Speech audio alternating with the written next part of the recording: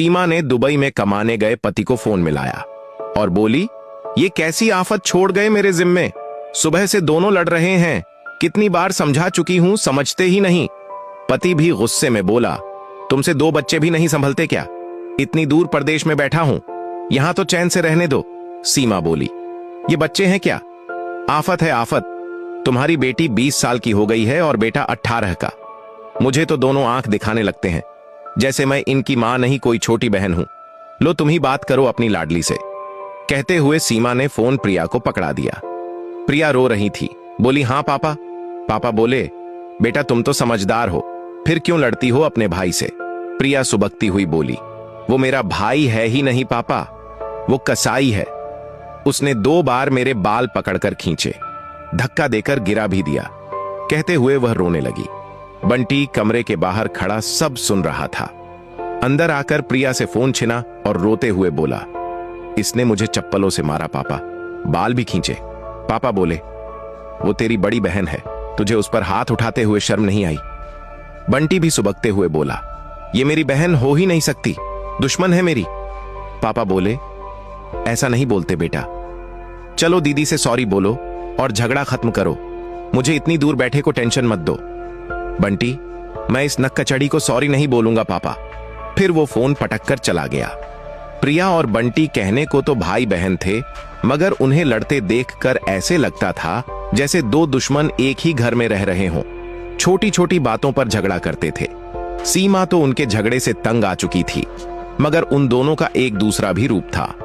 जब भाई बीमार पड़ जाता तो प्रिया उसकी देखभाल एक मां की तरह करती थी। टाइम पर उसे दवाई देना, सिर दुख रहा हो तो माथे पर बाम लगाना। जब वह खेलते हुए चोट खाकर घर आता था तब उस पर गुस्सा करते हुए इसकी मरहम पट्टी करना। इकलौता भाई था, इसलिए परवाह भी बहुत करती थी उसकी। उधर बंटी भी उसकी परवाह करता था। कहने को तो छोटा भाई था, मगर हाइट में बहन से बहुत ज्यादा लंबा था। जब कहीं बहन को लेकर जाता था तब ढाल बनकर उसके आगे रहता था। मजाल है उसके होते हुए कोई प्रिया को घूर कर भी देखे। जब लड़ता था तब कहता था, पता नहीं कब तुमसे पीछा छूटेगा। जिस दिन तेरी शादी होगी ना, उस दिन मैं घी के दिए जलाकर खुशी मनाऊंगा, दोस्तों को पार्टी दूंगा। प्रिया भी गुस्से में कहती थी कि जिस दिन मेरी शादी हो जाएगी उस दिन के बाद मैं तेरे चेहरे पर थूकने भी नहीं आऊंगी। वह चाहे उससे कितना भी लड़ता हो, मगर कपड़े वह प्रिया की पसंद के ही लेता था।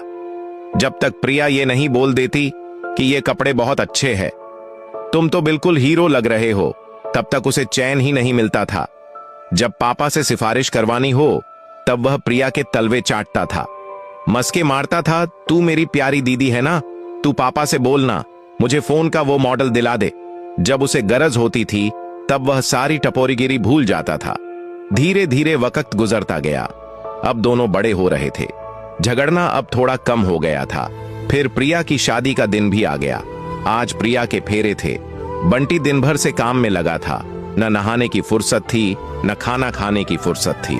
वह आज उदास था। उसे लग रहा था जैसे उसके अंदर से कुछ टूट रहा है, कुछ छूट रहा है। फिर देखते ही देखते प्रिया के फेरे हो गए और वो घड़ी भी आ गई जब प्रिया को विदा होना था। जब वह विदा होने लगी तो वह सबसे पीछे खड़ा हो गया। अचानक प्रिया सबके गले लगकर रोने लगी। वातावरण एकदम से बोझिल हो गया था तो वह दूर खड़ा सुबकने लगा। प्रिया दहाड़े मार मार कर रो रही थी। साथ में उसकी नजरें बंटी को ही तलाश रही थीं। अचानक बुआ ने बंटी का हाथ पकड़कर कहा, विदा होती बहन के गले नहीं लगेगा क्या? उधर देख, उसकी आंखें तुम्हें तलाश रही हैं। फिर वह रोते हुए बहन के पास पहुंचा। प्रिया झपट कर उसके गले लग गई और वह ढां ढां करके रोने लगा।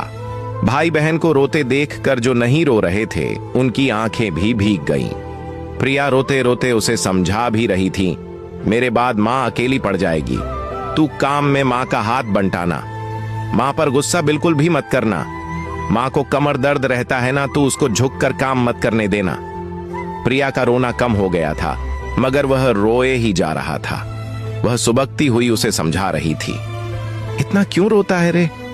मैं कोई हमेशा के लिए थोड़े जा रही हूं, मिलने आऊंगी ना, जब भी तुझे मेरी याद आए तू भी मिलने चले आना।